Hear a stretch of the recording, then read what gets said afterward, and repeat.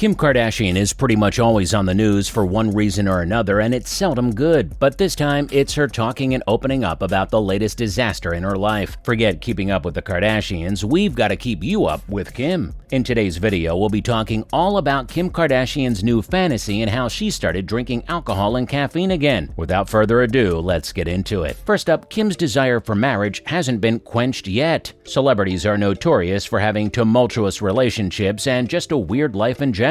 It's no secret that their romantic endeavors are also a source of entertainment for the masses. But underneath all of the superficial tabloid pictures and gossip, there are real humans being affected, and it's highlighted when they come forward to talk about their experiences. It humanizes them. Gwyneth Paltrow's Goop podcast was the platform Kim chose to open up about her recent divorce and her incomplete desire. Her love life has been, well, a joke as of recently with her very public discourse. With that, Kim's name and even her children were dragged online by her now ex Kanye. Kim has admitted that she still thinks about a marriage that works for her, something that doesn't fall apart and crumble. And when you think about how she's been married 3 times in her life, it all does fall into place. Before her last marriage with Kanye ended in a divorce, she was married to Damon Thomson, briefly followed by Kris Humphries. She said that there was a fantasy in her head that the 4th time will be the charm, where it will all work out. Despite being married thrice, her last marriage was the first authentic one. She had children with him and built a life. Next up, what's on her mind about it all? In her first marriage, no one had any idea of what was happening, and neither did she. Then the second one was more of an attempt to blend and fit in. Kim said that at that point she wanted to be married badly since all her friends were at that stage in her life, and that made her want it too, but not everyone can just grab it and go on with their life. That's a lesson she had to learn the hard way. She hadn't accepted that she wasn't at a point in her life where marriage should be in the same place as her. With all of this, you'd expect her to rush into another relationship before the flag can drop. But 2022 was not an easy year for her. The Skims founder added that as of now, she's not in a rush for anything.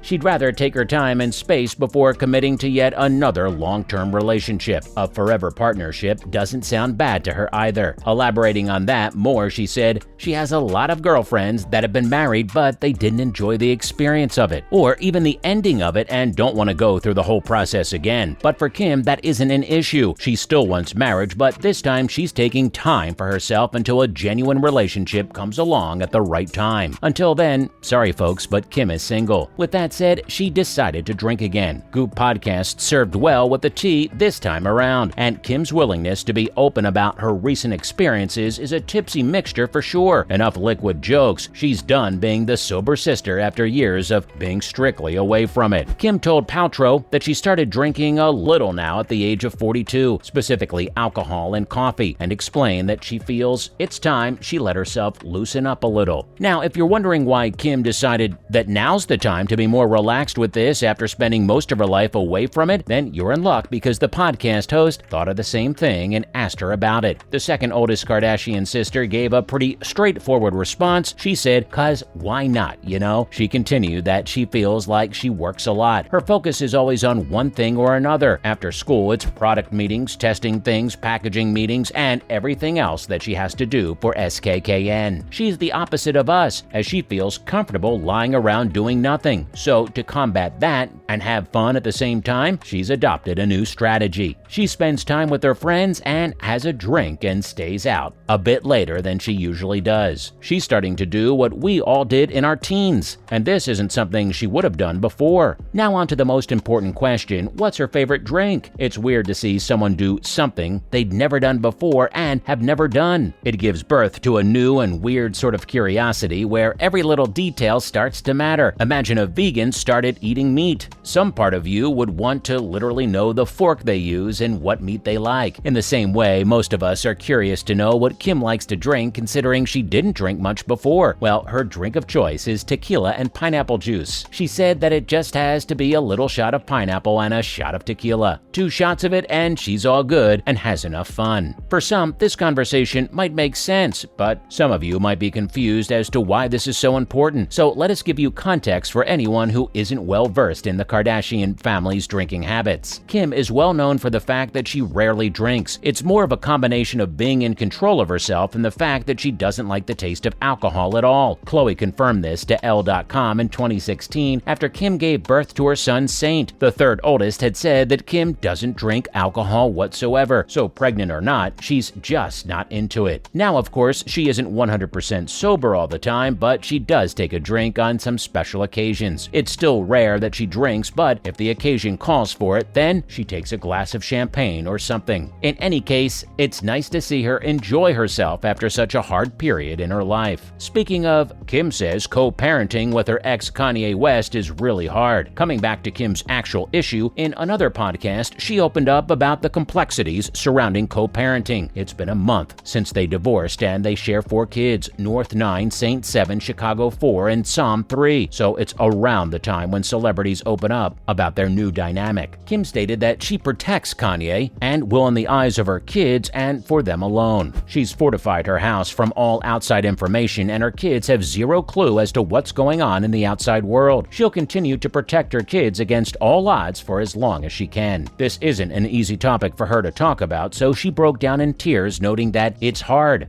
Like co-parenting, it's really effing hard. This conversation reminded her of her own relationship with her late father, Robert Kardashian Sr. She recalled having the best dad with whom she shared the best memories and had the greatest experiences, and she'd be damned if her kids don't have the same relationship with their dad too. As long as they can have that, she wants nothing more from her ex. She explained that if they don't know the things that are being said or whatever is happening in the world, she isn't going to be the one to bring the bad news to them with all of her energy. They're still young and naive, and everything surrounding their divorce is not for children. It's real and heavy grown-up stuff that can't be casually brought up in conversation with a child. But when they are, she'll have those conversations. Coming up, it's not been a good year for Kim, and it's not stopping anytime soon. Kim and Kanye are both involved in their children's lives and are planning to continue doing so. All the kids love Kanye and have a good bond with them despite everything going on, and Kim is doing a great job making sure of that, except for this. This past year might just be Kim's most problematic to date, with the star getting public harassment from Kanye, coming under fire for her triggering obsession with losing weight, extremely out-of-touch comments, branding herself as a workaholic, and her reaction to Balenciaga's controversial photo shoot scandal. Wow, just listing these are bringing back some bad memories. But a few days into the new year and we're thinking maybe being unproblematic wasn't her New Year's resolution, because she's facing backlash due to her latest TikTok with her 9-year-old daughter, Northwest. If you're on TikTok, you know that North is not a stranger to the scrutiny of her TikToks, and even Kanye shaming Kim for allowing her to do so. Finally, North's TikTok causes Kim to face backlash. In the latest one, North used special effects makeup to imitate her famous dad, and it's pretty uncomfortable and weird since the sound is Kanye's Bound 2, where Kim appeared completely.